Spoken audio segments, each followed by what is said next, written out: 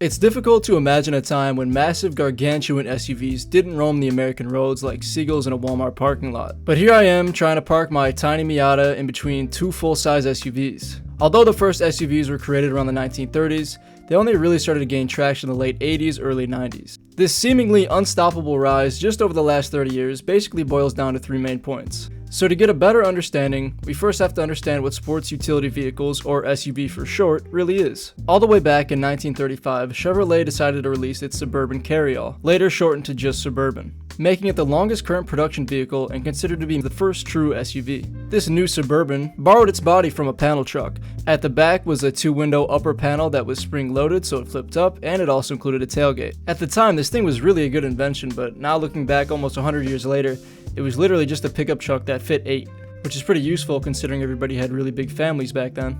Little did Chevy know, they were laying the foundation for an automotive revelation. The first generation Suburban was built with a focus on functionality. The slogan of the new concept was to quote-unquote carry all.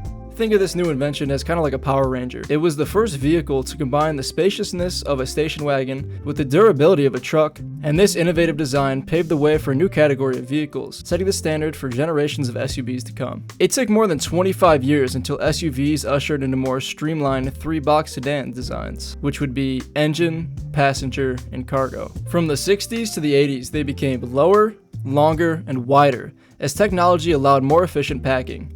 But today's SUVs, which are two-box forms, are similar to the cars 90 years ago. Throughout the history of the SUV, it seemed like each decade really meant something different. Let's say there's a pizza in front of you. Would you rather have one slice or all the slices? I ask you this because in the car world, the SUV would be the whole pizza, and a sedan or a truck would just be one slice. And this mainly boils down to the point that the SUV is really just a jack of all trades. I like to think of the SUV as the America of the car world. It's a mix and match of every other kind of car. With sedan-like comfort, minivan practicality, and truck-like capabilities, why would anybody buy anything else? You see, in the 90s, baby boomers and their kids were growing up, and Ford's new Explorer offered something different that minivans couldn't. Status and rugged style that go with good utility with all the storage from a minivan, which checks all of their desires. But in the early 2000s, as many families moved to the outskirts of large cities, many consumers began to crave noise reduction technologies, providing a smooth and quiet driving experience. And a lot of these were built on truck frames at the time, making them suitable for off-road adventures and hauling heavy loads. By combining all of these attributes, like the 5 Power Rangers I mentioned earlier, SUVs have become a versatile and practical choice for many consumers, leading to their increased popularity and market dominance. I guarantee you didn't realize the effect social media has on SUVs. Take a look at literally every commercial. What do you notice?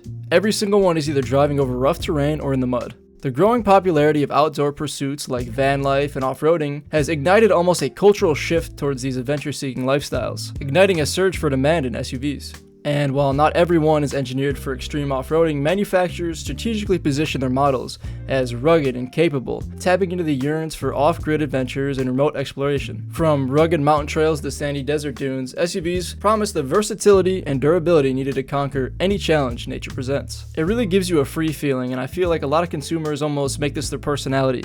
Whether that's good or bad, that's up for debate, but these are definitely adventure-seeking vehicles, specifically tailored for the American market. And what is the American market like more than stuff they can't afford? That's right, Americans love that irresistible lifestyle appeal, and that's honestly a way to describe the whole world nowadays. And the car market really reflects this. Evolving from their utilitarian roots, SUVs are now synonymous with luxury, comfort, and versatility, with features like panoramic sunroof, plush leather interiors, and cutting-edge entertainment systems, and so many more. There's no doubt these things have become a symbol of prestige and status, appealing to drivers who value style and sophistication. These things really demand attention on the road, and that's a big reason a lot of people buy these things. They offer a sense of security being high up on the road, and manufacturers just keep making cars bigger and bigger, and this really boils down to how people choose to spend their money on wants rather than needs. SUVs have become increasingly loaded with unnecessary and even useless features in recent years. Whilst designed for utility and off-road capabilities, they are equipped with oversized rims and low-profile tires that can negatively impact ride quality, like the 22-inch wheels on the Ford Explorer. It's almost useless, you can't go off-road, but yet the commercials target it every time. And while the brand new Jeep Grand Cherokee has a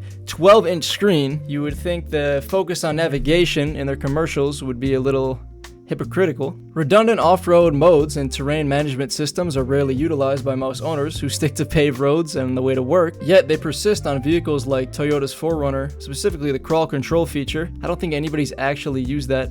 Even luxury appointments like heated and cooled seats, premium auto systems, while appealing, contribute significant cost to the vehicles intended for practicality. I mean, that's what SUVs are down to their roots. Adding thousands to the price on an already $60,000 Chevrolet Tahoe Premier, I mean, you can't even go off-road with these. If you crash it, you're going to be in debt for a couple of years. But that's enough SUV hating. All these features are appealing to the US market and really getting buyers excited for stuff they might use once or twice. I've never seen somebody use cooled seats, but I mean, if I'm wrong, let me know in the comments. Those are most of the features I talked about in today's video. Those 3 reasons being stuff people don't need, but look appealing. So let's take a $60,000 loan on it, why not?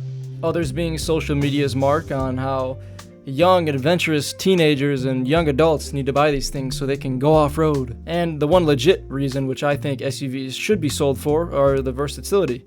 You don't have to buy a truck, a sedan, and a minivan when you can just buy one, an SUV.